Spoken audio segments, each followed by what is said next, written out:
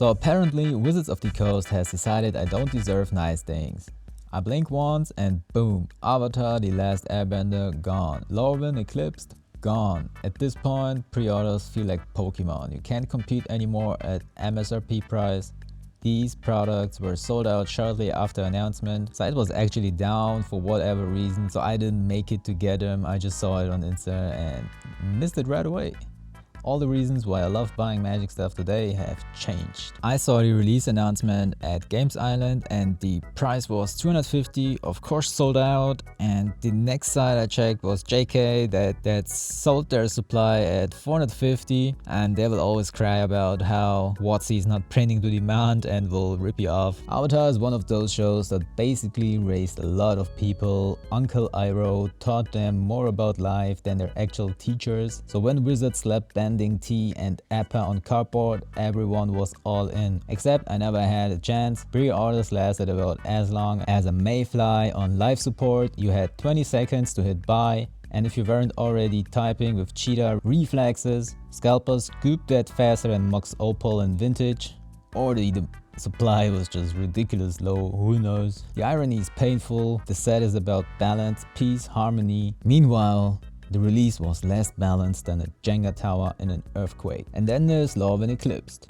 Fans have been begging for this return since dinosaurs roamed the earth. Finally, Wizards whispers return to the land of light and shadow. And I couldn't pre-order it again. And that hurts even more because this set actually looks amazing. I was hoping for a pure Magic set where a box is not $500, yikes. It was right one day after release online, so I don't know, this is just crazy. The release date is on January 23rd, 2026, with pre-release events taking place mid-January. For the first time, we are not just getting Lorwyn or Shadowmoor separately. The two planes are colliding, light and dark, day and night, day and night.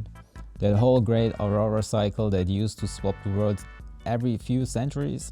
Now they are meshed together, which is why everything looks so surreal in the art. Kind of reminds me of Bloomburrow. We already have seen some super early spoilers, and I like this artwork. It looks nice on Magic cards. I have seen also other TCGs that look like that, but being MTG and having that kind of artwork, I like it so much. Especially like Bloomburrow was a set that I enjoyed opening, and having that child book artwork is really looking amazing. Wizards is even teasing returning characters like Sick, Ashling, Brigid, and Group, plus new mythics that literally embody both sides, like Aridu, Carrier of Dawn flipping into Isilu, Carrier of Twilight. There's also a brand new product called the Draft Night Kit, 12 play boosters, a collector booster, 90 basic lands, and I also have seen 60 card decks, team decks that will be released with that set. So they are going through the roof with the portfolio for that drop. Crazy what's going on. It's kind of like they knew it's anticipated. So yeah,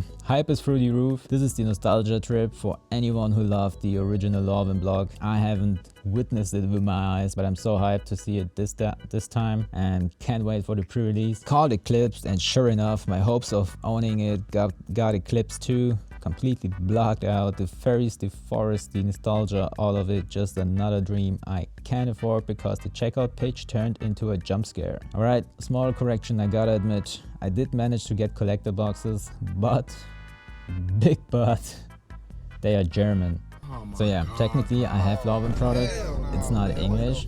Most of the time I'm trying to get English stuff. First, because of the language. English cards are way better to read and it sounds way better. There are cards with German effects, it's just ridiculous reading and it's so annoying having the different names for effects and so on. It's just a hassle. I'm very used to English cards. And the second thing is that I thought in the beginning that it's just going to a broader market. There's more English speaking people than German speaking. But in that case, I have to make an exception. And it will be way easier when I open the pack to pronounce all the cards. But I'm pretty sure there will be also German cards that I will pronounce wrong. Honestly, I'm not sure about serialized cards. The product picture says it contains serialized cards, but as much as I have seen, or maybe it was only for Final Fantasy, but there were no serialized cards in German product, or maybe it's in general. Well, I'm not pulling one anyway, so I'm just hyped for the pulls that a box can have. And honestly, I can tell you exactly when this hype spiral really went off the rails. Final Fantasy.